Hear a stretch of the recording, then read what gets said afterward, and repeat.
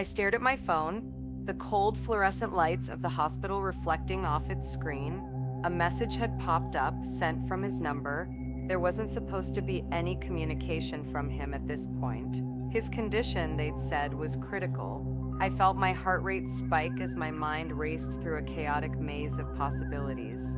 The halls were silent except for the occasional beep from nearby machines, each sound heightened in the stillness. I could hear my own breathing, shallow and anxious, echoing in my chest. The message was unassuming, a simple "I need to tell you something," but I felt the weight of its mystery pressing down on me. His room was just 2 doors down, occupied by machines more than by him now, his vitals dropping like the last leaves of autumn. Who sent it? And why now, when everything was hanging by a thread, fragile and exposed? Before I continue, if you are feeling what I am feeling right now, please leave a like. It helps me keep going.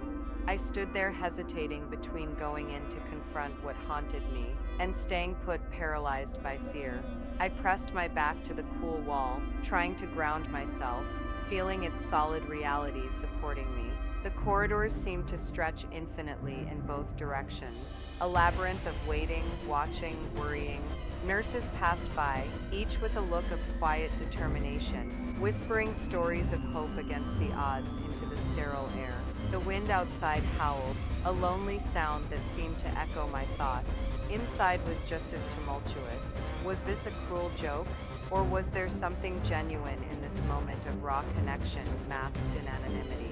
My hand trembled as I held the phone closer, rereading the message, searching for clues. Every word blurred together as the unanswered questions kept swirling around me like shadows in the afternoon sun. With each passing minute, uncertainty became my constant companion. I imagined him typing it in the past, maybe before all this, or someone else, needing me to understand something vital. The history we shared was palpable, no less critical than the tides that ebbed and flowed in the memories we had made together. Yet clarity felt elusive, retreating like a gentle wave against the shore of understanding. With each breath, my resolve wavered in the face of this unknown. And as I stood there, it was as if the very walls whispered doubts back at me. Why now? Why through him?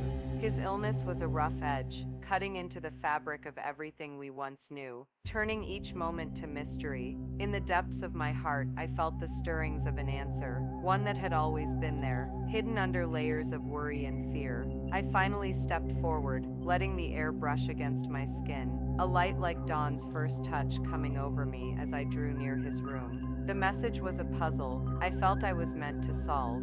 I pushed the door open, the hinges creaking like ancient secrets. Finally aired, machines hummed softly, serenading the steady rise and fall of his chest. It wasn't him who reached out, or was it in a different sense of being? The message had been sent by a nurse. She appeared beside his bed, eyes soft, gaze steady.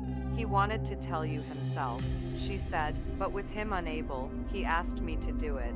My heart constricted, tears welling up uninvited. The truth, a whisper on the wind, settled over me, carrying a serenity I hadn't expected. It was about forgiveness. He wanted me to know that nothing had gone unspoken. The relief washed over me like warm summer rain, flooding the air with clarity and something like freedom. A quiet understanding of unspoken words fulfilled, even in silence. This was the true revelation that in the end, when words fall silent, unseen bridges remain, connecting us. Before you leave, if this moment impacted you as it impacted me, subscribe. I'm sharing every confession, and you never know which one will be next. Subscribe to the channel, and if you can breathe after this, maybe you'll want to hear the next confession too. Sometimes the truth we avoid is precisely the one we most need to hear. See you in the next video.